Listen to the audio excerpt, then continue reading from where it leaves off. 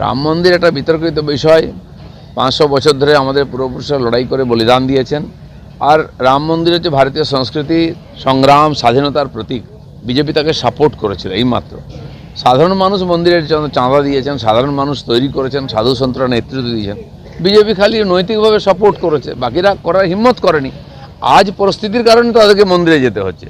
ঠেলার নাম বাবাজি, ঠেলায় পড়লে বিড়াল নাকি গাছে ওঠে, কেউ কেউ মন্দিরে উঠছে গিয়ে।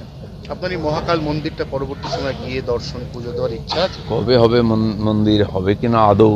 যদি মন্দির হয়, মন্দির হচ্ছে শিল্পকলা আর ভক্তির প্রতীক, নিশ্চয়ই আমি যাবো। ওখানে জলপেশ মন্দিরে গেছি, যত বড় বড় মন্দির ভারতবর্ষে আছে আমি সব ঘুরে দেখেছি, সব জায়গায় গেছি, থেকেছি, গেস্ট হাউসে থেকেছি। উত্তর দক্ষিণ পূর্ব পশ্চিম 12 জ্যোতির্লিঙ্গ, 51 শক্তিপীঠের বহু পীঠ দর্শন করেছি।